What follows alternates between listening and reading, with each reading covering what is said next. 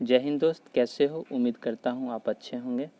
ये NCERT text book class 12 का है ना। इस टेक्स्ट बुक का शुरुआत एक प्यारा सा छोटा चैप्टर है मैट्रिसेस। आसान है बट इसे समझने के लिए जो की कॉन्सेप्ट है, इसके अंदर जो लैंग्वेज आता है उसे समझना ज़रूरी है, तभी ये चैप्टर आसानी पड़ेगा। नहीं तो एग्ज़ाम के समय ये चैप्टर इसलिए हार्ड हो जाता है क्योंकि इसका कुछ डिफिनेशन है, अगर वो भूल गए तो भूल ही गए। हेडिंग डाल लेते हैं मैट्रिसेस। पहले से डाल के रखे हुए थे हेडिंग, बहुत जल्दी हो रहा है पढ़ने का। 2 दिन पहले से हेडिंग डाल के रखे हुए, कोई बात नहीं। मैट्रिसेस एक तरह का अरेंजमेंट है। It is only an arrangement. इसका कोई फिक्स्ड वैल्यू नहीं होता है, इसका कुछ फिक्स्ड वैल्यू नहीं होता, ये एक तरह का अरेंजमेंट है। एक नाम जेम्स सिल्वेस्टर, ये लॉयर भी थे और छोटा छोटा मैथमेटिशियन भी थे। पहले मैथ का पढ़ाई किए थे, उसके बाद ये लॉयर बन गए थे। बट इनका एक स्कूल फ्रेंड था, अर्थर कैले। ये बहुत बड़ा मैथमेटिक्स में इनका बहुत बड़ा नाम है। कैले हिमंटन थ्योरी, कुछ थ्योरी, इनका बहुत बड़ा नाम है। यूँ ही समझ लीजिए ये बहुत बड़ा मैथमेटिशियन है और ये एक लॉयर थे। इन दोनों का रिश्ता बहुत अच्छा था। मैट्रिसेस मैट्रिक्स जो है ये सिंगुलर है, सिंगुलर, और मैट्रिसेस प्लूरल है। ये तो कॉमन नॉलेज हो गया, जनरल नॉलेज। अब टेक्स्ट बुक में आते हैं। ये कुछ तरह का इंफॉर्मेशन है। अगर ये बॉक्स के अंदर कुछ लिखा हुआ, अगर 19 लिखा हुआ, जैसे अमित बराना का कितना सब्सक्राइबर है? 19 मिलियन, तो 19 मिलियन हो गया। अगर अगली बार लिखा रहेगा कैरी मिनाटी के पोजीशन के आगे 17, इट मीन्स क्या 1700? नहीं, 17 मिलियन, क्योंकि ये बॉक्स है ना, इसको हम मिलियन में डिफाइन कर दिए। अब कहिए बीबी की बाइंस का अगर सब्सक्राइबर कितना है? 16 मिलियन, तो इसको अगर बॉक्स में ही लिख दें तो 16 हो ही जाएगा। अब दूसरी तरह से बोलते हैं, इसका 19 मिलियन सब्सक्राइबर और टोटल व्यू 102 मिलियन।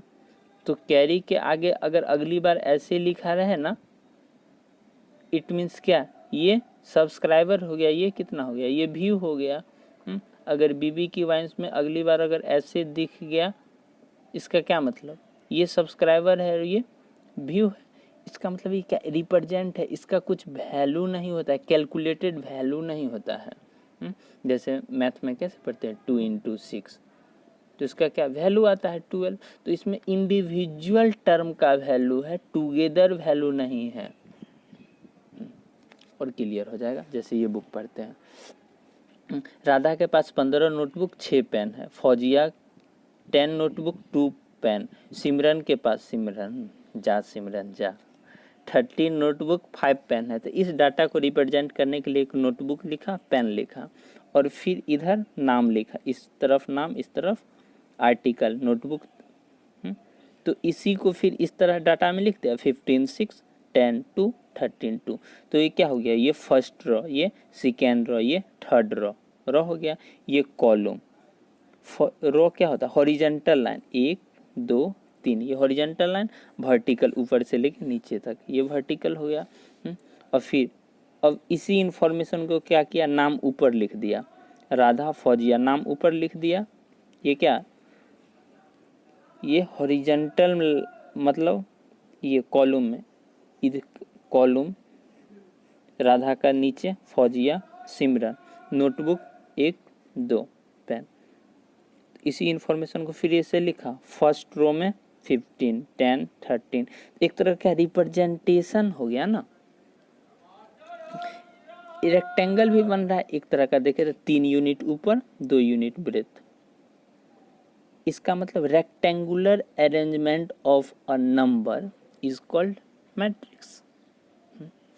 मैट्रिक्स यहाँ लिखा भी है, a matrix is an ordered, एक फिक्स्ड ऑर्डर में रहता है, रेक्टेंगुलर एरे, एक तरह का अरेंजमेंट हुआ of a function. The number of function is called element. हर एक एलिमेंट बोले या मेंबर बोले, 3 क्या है इस मैट्रिक्सेस का एलिमेंट है, 5 एलिमेंट है, ये एलिमेंट है। मैट्रिक्स को कैपिटल लेटर से रिप्रेजेंट किया जाता है और ये फॉलोइंग एग्जांपल है मैट्रिक्स का। मैट्रिक्स का एलिमेंट कॉम्प्लेक्स नंबर भी हो सकता है और रियल नंबर भी हो सकता है। जनरली हम इस क्लास में जो मैट्रिक्स पढ़ेंगे वो रियल नंबर से ही रिलेटेड पढ़ेंगे। अगर कहीं पे कॉम्प्लेक्स नंबर आ भी गया ना, तिरछी नज़रिया से देख के साइड नहीं मारना है, उसके कैलकुलेट करना है, बट इस चैप्टर में रियल नंबर से रिलेटेड ही आएगा। इसमें नंबर ऑफ रो कितना हुआ, रो 1 2 3 रो, कॉलम 1 2, कॉलम रो पहचानने में परेशानी नहीं होना चाहिए। अब ऑर्डर क्या होता है, the matrix having m row and n column, जिसका m रो होगा n कॉलम होगा उसको m इंटू n का ऑर्डर बोलेंगे, m इंटू n का ऑर्डर बोलेंगे। जैसे यही मैट्रिक्स था, ये मैट्रिक्स है, इसका ऑर्डर कितना, ऑर्डर बोले तो नंबर ऑफ रो कितना है 1 2 3। इसको लिखो यहाँ पे, कैपिटल लेटर से मैट्रिक्स को रिप्रेजेंट करेंगे।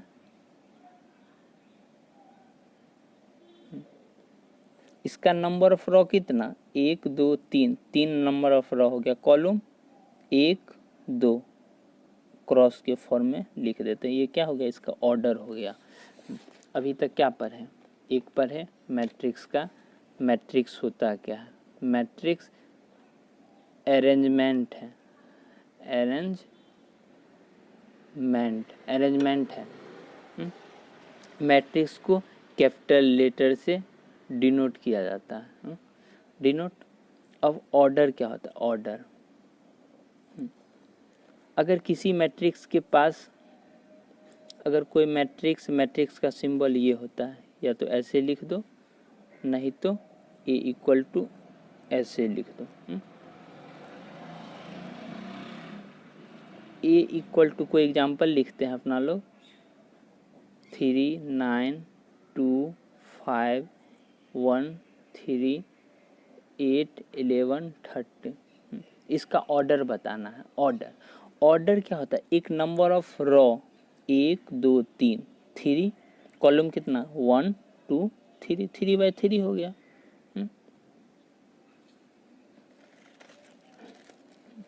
जैसे यही मैट्रिक्स हुआ, ये मैट्रिक्स,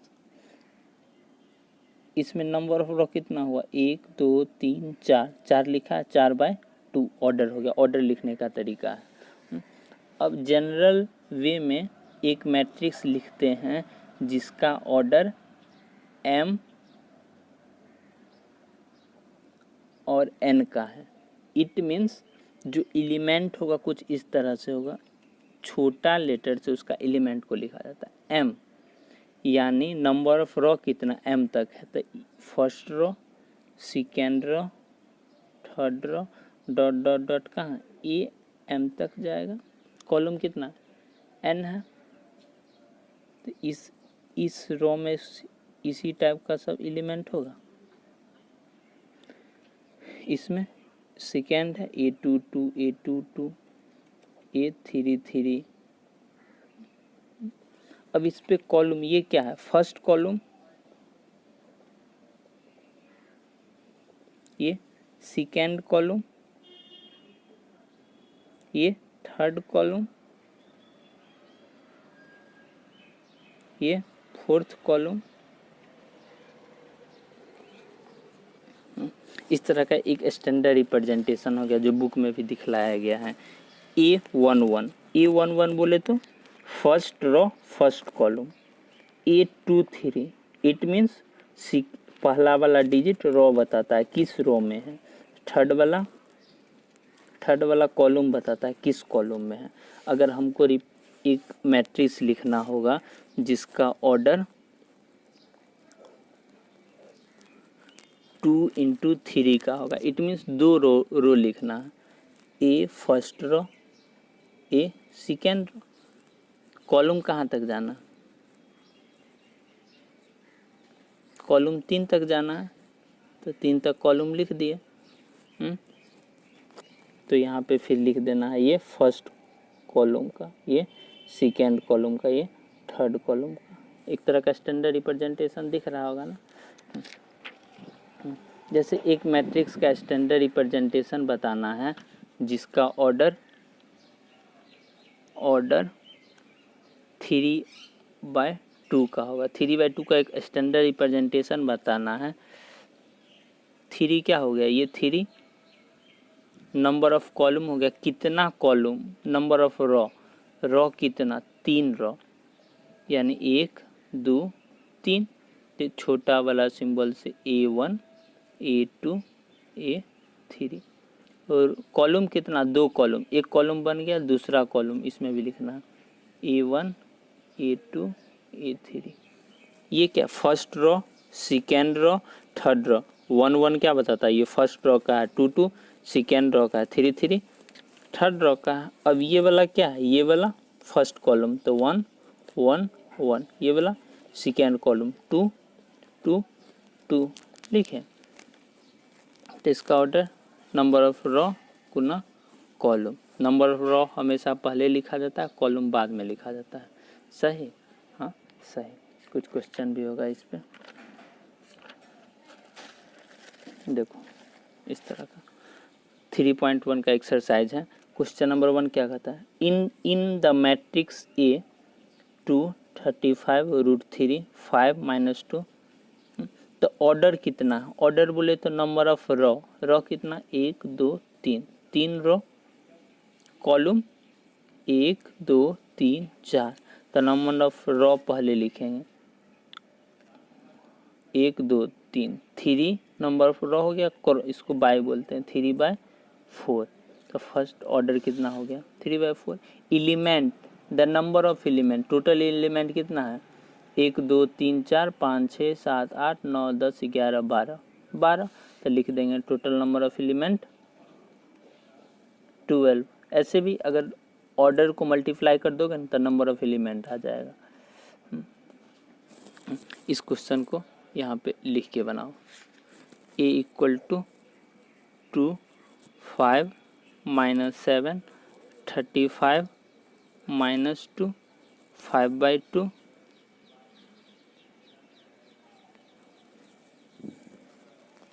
यहाँ पे गलत हो गया, यहाँ पे 19 -7 12 √3 1 - 5 17। तो इसका ऑर्डर बताना है, ऑर्डर कितना होगा। फर्स्ट क्वेश्चन कहता है ऑर्डर बोले तो number of row 1 2 3, 3 row, column 1 2 3 4, 3/4 का ऑर्डर हो गया। नंबर ऑफ एलिमेंट, एक तो यूनिवर्सल तरीका है, काउंट कर लो, 1 2 3 4 5 6 7 8 9 10 11 12 12। नहीं, काउंट क्यों करेंगे, हम तो इसको मल्टीप्लाई कर देंगे, वो भी कर सकता है, क्यों, ये रेक्टेंगुलर अरेंजमेंट है, जितना लेंथ है उतना ब्रेथ है, तो 12 आ ही जाएगा। अब कहता है write down the element A13 A21 A33। A13 A2 A13 का मतलब क्या हुआ, A13 का मतलब हो गया फर्स्ट रो में थर्ड कॉलम, फर्स्ट रो यही ना होगा, इसमें चलेंगे, इसमें चले first row third element, first row third element. तो फर्स्ट रो यही है, फर्स्ट रो थर्ड एलिमेंट यही हो गया, first column second column third column, कितना हो गया 19।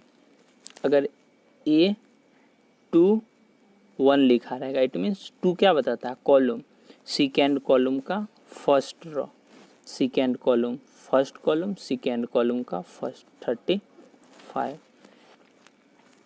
A33 यानी third row, first row second row third row में यहाँ इंटर मारे तीसरी कॉलम तक, first column second column third column, यही तो हुआ, मतलब दोनों का इंटरसेक्शन जहाँ पे यही हुआ। अगर लास्ट एक और पूछ लेते हैं A23 बोले तो ये सेकेंड रो में थर्ड एलिमेंट, सेकेंड रो में थर्ड एलिमेंट, पहला एलिमेंट, दूसरा एलिमेंट, तीसरा एलिमेंट, इक्वल टू कितना 5/2।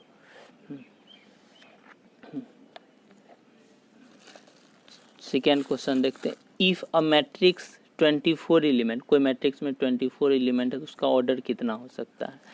तो छोटा सा एग्जांपल देखते हैं। अगर कोई मैट्रिक्स का ऑर्डर 3/2 का है तो इसमें नंबर ऑफ एलिमेंट कितना होता है, नंबर ऑफ एलिमेंट 6, मल्टीप्लाई कर देते हैं। अगर किसी में नंबर ऑफ एलिमेंट 8 है तो इसका ऑर्डर क्या क्या हो सकता है। ऑर्डर बोले तो मल्टीप्लाई के फॉर्म में एक ऑर्डर हो सकता है 1/8। 2 का टेबल में 8 आता है, हाँ कितना 4 टाइम्स में आता है। 3 का टेबल में नहीं आता है, फिर 4 का टेबल में 8 आता है, फिर 8 का टेबल में 1 आता है। ये क्या हो गया, ये पॉसिबल ऑर्डर हो गया, ये पॉसिबल ऑर्डर क्या हो गया, ऑर्डर। सही, हाँ सही। इसी तरह से अगर 24 एलिमेंट है, जो क्वेश्चन में दे रखा है ना 24 एलिमेंट है, तो इसका ऑर्डर कितना हो सकता है। ऑर्डर 1 का टेबल में आता है, हाँ 1 का टेबल में आता है। 2 का टेबल में आता है, हाँ आता है। 3 का टेबल में आता है, आता है। 4 का टेबल में आता है, आता है। 5 का टेबल में आता है, नहीं आता है। 6 का टेबल में आता है। 7 का 8 का टेबल में नहीं आता है, 8 आता है। 9 का 10 का 11 का 12 का टेबल में फिर आता है। ये पॉसिबल प्रोडक्ट के फॉर्म में लिखते हैं ना, वही हो गया इसका क्या, पॉसिबल ऑर्डर।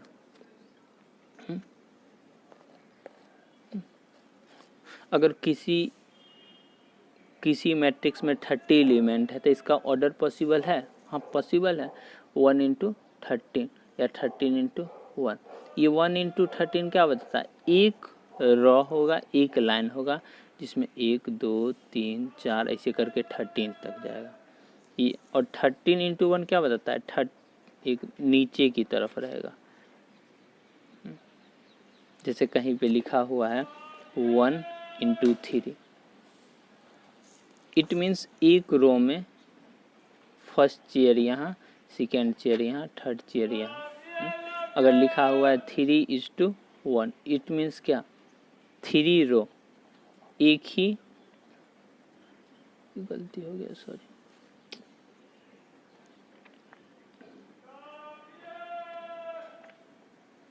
थ्री रो, सही है सही है। 3 रो में एक कॉलम, बैठा दो इधर बाई बस।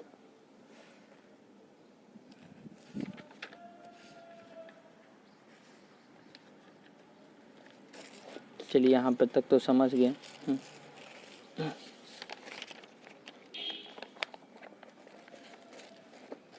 जिसे एक मैट्रिक्स को कंस्ट्रक्ट करना है मैट्रिक्स को। जैसे ये एग्जांपल 8 एलिमेंट है, 8 एलिमेंट है तो इसका क्या क्या पॉसिबल ऑर्डर हो सकता है। 8 किस किस टेबल में आता है, एक 1 का टेबल में आता है 8, दूसरा 2 के टेबल में आता है, तीसरा 3 के टेबल में नहीं आता, 4 का टेबल में आता है। ये क्या पॉसिबल ऑर्डर हो गया। यही तो हो गया। इसको बाय के होते हैं 2/4, 4/2, इसको पढ़ा दे, इसी तरह जाता है। एक और 8/1, 8/1 छूट गया।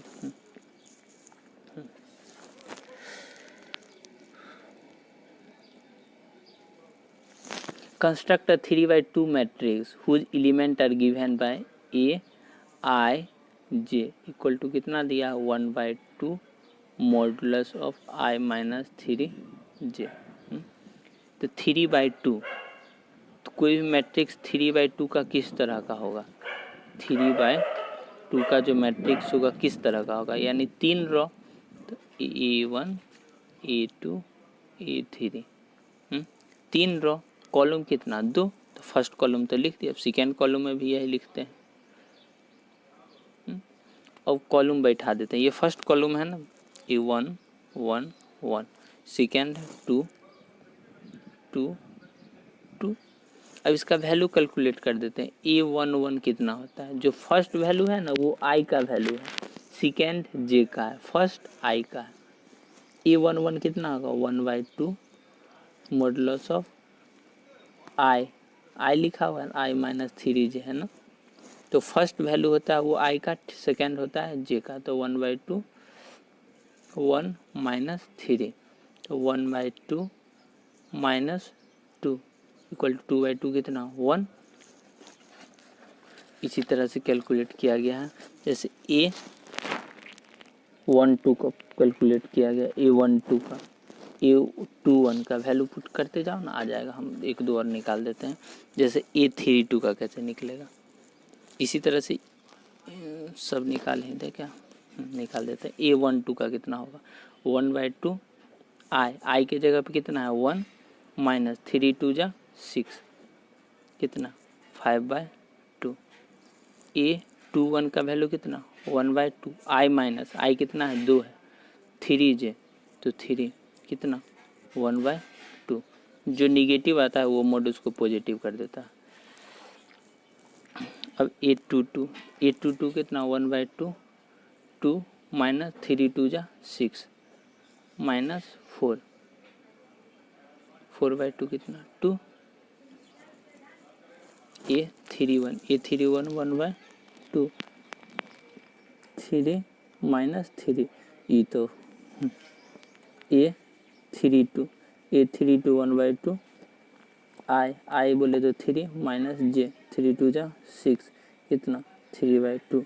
अब इसको लिख देना है ना, जो जहाँ जहाँ से उठाए थे। A11 के जगह पे कितना 1, A12 के वैल्यू कितना 5/2, A12 का कितना A22 का 2, A31 का 0, A23 का, बस जो जहाँ पोजीशन से लिए थे वहाँ लिख देना, वही तो मैट्रिक्स हो गया।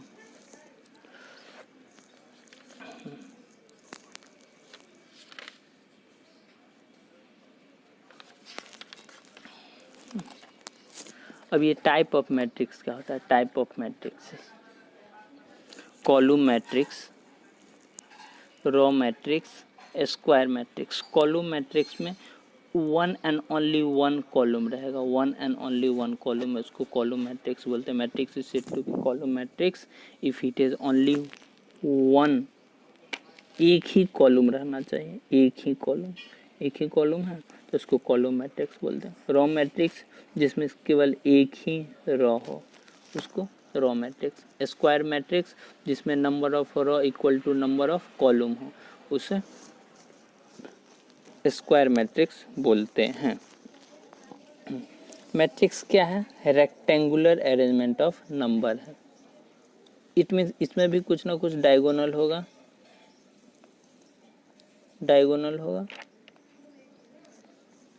रेक्टेंगुलर में 2 डायगोनल होता है, तो इसमें कौन सा डायगोनल होगा। इसमें जो मैट्रिक्स में डायगोनल होता है वो प्रिंसिपल डायगोनल होता है, मतलब ये वाला डायगोनल। ये डिफाइन किया गया, जो भी डायगोनल एलिमेंट लिया जाएगा ना वो इसी तरह से इसको कहते हैं प्रिंसिपल, लीडिंग डायगोनल और सिंपली डायगोनल। जब भी डायगोनल का बात होगा ना मतलब यही बात होगा। अगर कोई मैट्रिक्स इस तरह से लिखा हुआ है, जैसे कोई मैट्रिक्स इस तरह से लिखा हुआ है, तो इसका डायगोनल एलिमेंट क्या हुआ, यह है 1 4 6, 1 4 6 आर द एलिमेंट। कॉलम में सिर्फ एक ही कॉलम रहेगा, रो में सिर्फ एक ही रो रहेगा, स्क्वायर में number of row equal to number of column रहेगा। अब डायगोनल मैट्रिक्स, थर्ड क्या है, डायगोनल मैट्रिक्स, जिसमें डायगोनल एलिमेंट प्रेजेंट रहेगा और अदर देन डायगोनल 0 0। इसमें देखो नंबर है और नॉन डायगोनल एलिमेंट 0 0।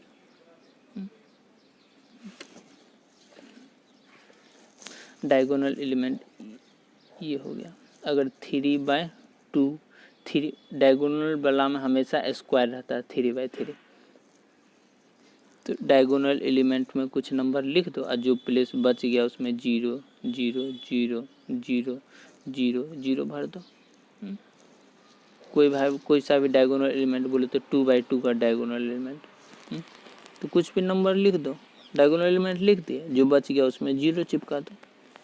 एक डायगोनल एलिमेंट लिखना है कितना 4/4 का, तो 4 डायगोनल एलिमेंट में नंबर लिख दो 2 5 -2 8 लिख दिए, जो पोजीशन बच गया उसको 0 से भर दो।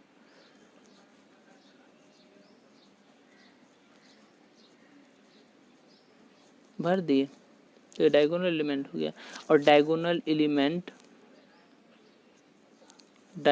एलिमेंट स्केलर कब बन जाता है? जब डायगोनल एलिमेंट इक्वल हो जाता है, जैसे ये था, ये स्केलर कब बन जाएगा? जब इसमें डायगोनल के जगह पे जो नंबर है वो एक जैसा नंबर हो जाए। जैसे अगर यहाँ पे 7 है तो 7 7 7 हो जाए, और नॉन डायगोनल एलिमेंट 0।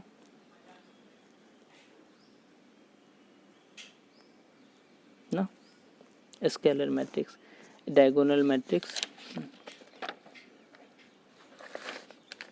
जैसे ये हो गया, ये डायगोनल मैट्रिक्स हो गया। ये एग्जांपल ध्यान में रखना। जैसे 3 इसमें मालूम नहीं चलता स्केलर है बट डायगोनल ये भी है। इसमें देखो तो डायगोनल एलिमेंट इक्वल है, नॉन डायगोनल एलिमेंट 0 0 0 0। आइडेंटिटी मतलब जब डायगोनल एलिमेंट 1 1 हो जाए, 1 1 1 हो जाए तो उसको आइडेंटिटी मैट्रिक्स बोलते हैं।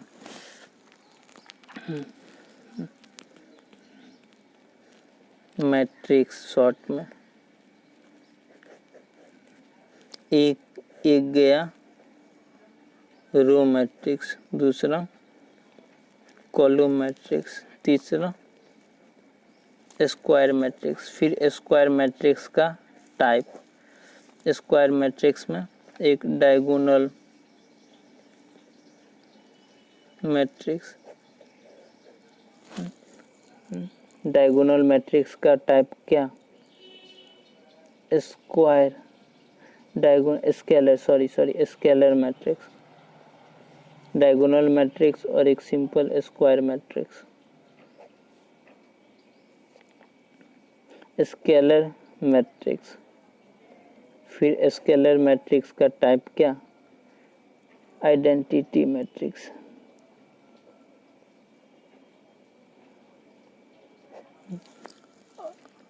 मैट्रिक्स, रो मैट्रिक्स जिसमें एक और केवल एक ही रो हो, इस तरह से एक और केवल एक ही रो हो, 1 into something.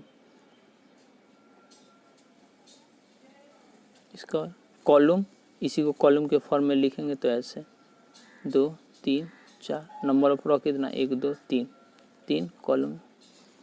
Scalar square matrix में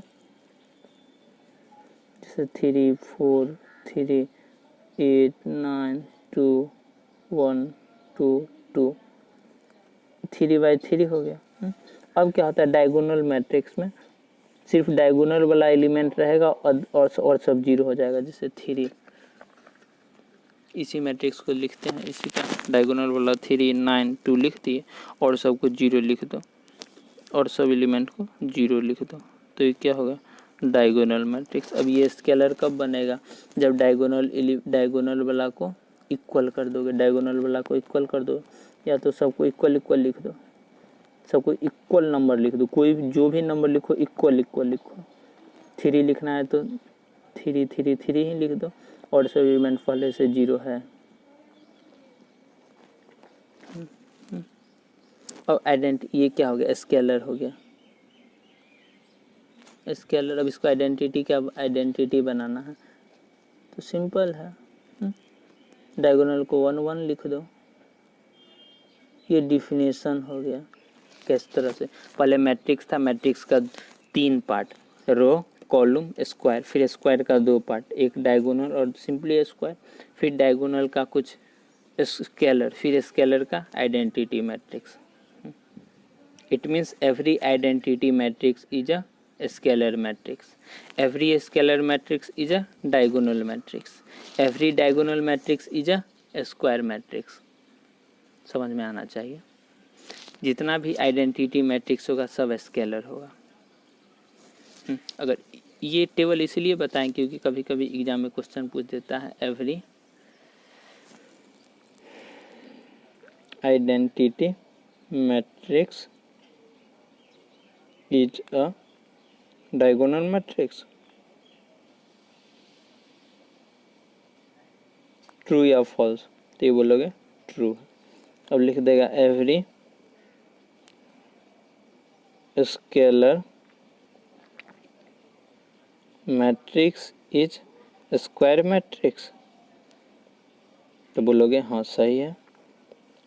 every square matrix is identity matrix, तो नो नो नो नो, सब स्क्वायर मैट्रिक्स डायगोनल नहीं होगा। नीचे से ऊपर जा सकता है लेकिन ऊपर वाला नीचे ना ना ना ना ना। अब जीरो मैट्रिक्स का होता है, जीरो मैट्रिक्स में सारा का सारा एलिमेंट ही जीरो हो जाए, सारा का सारा एलिमेंट ही जीरो हो जाए। जैसे ये जीरो जीरो जीरो, सब एलिमेंट जीरो हो जाए। ये जीरो एलिमेंट को कैपिटल बड़ा वाला जीरो से रिप्रेजेंट, जीरो मैट्रिक्स ना, इसी को नल मैट्रिक्स भी कहा जाता है, जीरो मैट्रिक्स। दो मैट्रिक्स सब इक्वल कब होगा, इक्वलिटी कब होगा? दो मैट्रिक्स इक्वल तभी होगा जब दोनों का दोनों एक जैसा होगा। एक जैसा बोले तो दोनों का दोनों ऑर्डर इक्वल होगा, ऑर्डर इक्वल होना चाहिए। और जो एलिमेंट है ना वो दोनों में एक जैसा ही एलिमेंट हो। जैसे ही क्या 3 2 0 1, 3 2 0 1, इसका ऑर्डर कितना 2/2, इसका order 2/2। Corresponding element first first, second second, third third third, fourth fourth, इस तरह से इक्वलिटी मैट्रिक्स। अगर कहीं पे लिखा हुआ है x y 2 0, ये मैट्रिक्स इसके इक्वल है 2 5 2 0, ये दोनों मैट्रिक्स आपस में इक्वल है, तो x का वैल्यू कितना होगा? तो ऑर्डर दोनों का इक्वल है, हाँ इक्वल है। x 2 y 5, इस तरह से इक्वलिटी ऑफ मैट्रिक्सेस हो गया। जैसे ये देखो तो दोनों मैट्रिक्स इक्वल दिया हुआ है, तो A B C X Y Z का वैल्यू निकालना हो तो फर्स्ट वाला एलिमेंट जीरो के इक्वल होना चाहिए। तो कितना लिखेंगे x + 3 = 0, तो x = कितना आ गया -3। सेकेंड वाला कॉरस्पॉन्डिंग एलिमेंट एक दूसरे के जो पोजीशन पे जो है ना वो दूसरे के पोजीशन पे जाके इक्वल हो जाएगा। तो इसको सॉल्व करोगे तो आ जाएगा, इसको भी सॉल्व करोगे तो आ जाएगा। जैसे find the value of A B C D from, तो फर्स्ट वाला फर्स्ट एलिमेंट के इक्वल, तो 2a + b = कितना 4 ना। a - 2b = कितना -3। ये दोनों को सॉल्व करना है, ये दोनों को सॉल्व करना है, 2 से मल्टीप्लाई करके इसमें कर दो और दोनों को सब्ट्रैक्ट कर दो, कितना 5b = 10, b = कितना 2, b = 2 हो गया, तो a = कितना -3 + 2b, तो -3 + 4 = कितना a = 1 की। और सी डी का भी इसी तरह से, सी और डी का इस रिलेशन से निकाल सकते हो।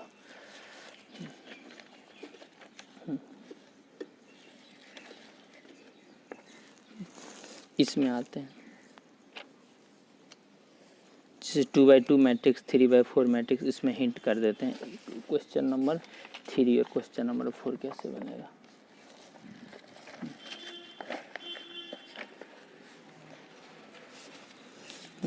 ये क्वेश्चन तो बना ही दिए, ये क्वेश्चन भी बन गया, ये क्वेश्चन, ये कंस्ट्रक्ट 2/2 मैट्रिक्स ए आई जे जिसका एलिमेंट होगा, ए आई जे जिसका एलिमेंट होगा। तो 2/2 मैट्रिक्स बोलता है 2/2 मैट्रिक्स, इट मीन्स 2 रो, ये first row second row, first row second row, column भी दो, तो ये क्या फर्स्ट कॉलम, ये क्या फर्स्ट रो, ये सेकेंड रो। अब इसमें वैल्यू पुट करके बना लेंगे। जैसे 3/4 कंस्ट्रक्ट और 3/4 मैट्रिक्स है, 3/4 मैट्रिक्स का कैसे होगा, a = 3/4, ये first row second row third row, 3 row, 3 ही कॉलम, 4 चाहिए ना, एक ही कॉलम हुआ है। पहले ई तो लिख के पूरा कर दें।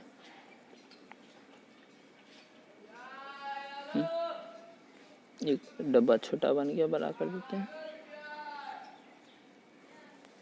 फिर से लिख देते हैं। 3/4 करना है ना, तो 3 गो रो, A1 A2 A3 हो गया, A1 A2 A3, A1 A2 A3, A1 A2 A3, 3 गो रो हो गया, first row, second row, third row. अब 4 गो column, first column, second column, third column, ये fourth column.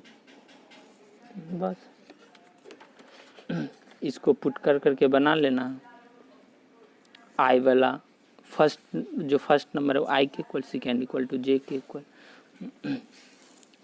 Find the value of X Y Z, corresponding element equal हो जाएगा, Y equal to 4, Z equal to 3।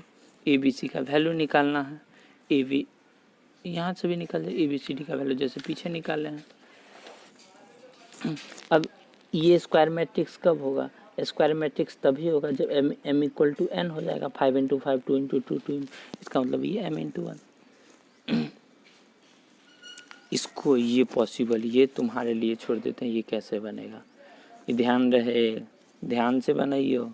सब equation से x Y Z का value निकालियो, x Y का, अगर सब इक्वल हो गया तब सही, नहीं तो नॉट पॉसिबल टू फाइंड। ऐसा नहीं है दूगो से निकाल के तीसरा आंसर लिख दियो। Number of all possible matrix of order 3 into 3, ये क्वेश्चन इंपॉर्टेंट है, क्वेश्चन नंबर 10 इंपॉर्टेंट है। Number of all possible matrix of order 3/3 का मैट्रिक्स है ना, तो 3/3 का मैट्रिक्स कुछ इसी तरह से ना होगा। एक ये मेंबर 1 2 3, फिर 1 2 3, 1 2 3, टोटल एलिमेंट कितना 9। या तो 0 लिखना है, नहीं तो 1 लिखना है, या तो 0 लिखना है, नहीं तो 1 लिखना है। तो यहाँ पे या तो 0 लिखना है, नहीं तो 1 लिखना है, 0 लिखना है, नहीं तो 1 लिखना है, 0 लिखना है तो 0 या 1, 0 या 1, 0 या 1, 0 या 1। परमुटेशन चैप्टर से पढ़ चुके हैं। इसके लिए कितना ऑप्शन? 2 ऑप्शन, इसके लिए 2 ऑप्शन, इसके लिए 2 ऑप्शन, इसके लिए 2 ऑप्शन, इसके लिए 2 ऑप्शन, इसके लिए 2 ऑप्शन, इसके लिए 2 ऑप्शन, इसके लिए 2 ऑप्शन, 2 3 3 6, इसके लिए 2 ऑप्शन, सबके लिए 2 2 ऑप्शन है। तो मल्टीप्लाई करोगे 2 की पावर 9, 2 दूना 4, 4 दूना 8, 8 16, 16 दूना 32, 32 दूना 64, 64 दूना 61, 28, 28 गुना 4 इक्वल टू 512। वाह, मैथ बड़ी फास्ट है, तो 512। उम्मीद करता हूँ क्वेश्चन अगर कोई भी कहीं भी कोई भी कॉन्सेप्ट में डाउट हो तो कमेंट सेक्शन में मेंशन कीजिए, आपको जल्द से जल्द आंसर दिया जाएगा। अरे रवि, चाय बन गया? ठीक है ठीक है, आ रहे हैं आ रहे हैं आ रहे हैं।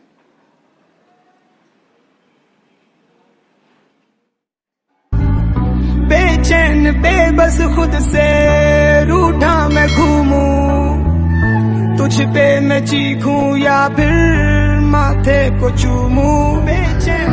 चाहूं भुलाना तुझको, होता हूँ नाकाम, कैसे तू कर लेती है सोचे दिल हैरान। तुझे मेरी यादें क्यों नहीं आती काम, कैसे तू कर लेती है सोचे दिल हैरान।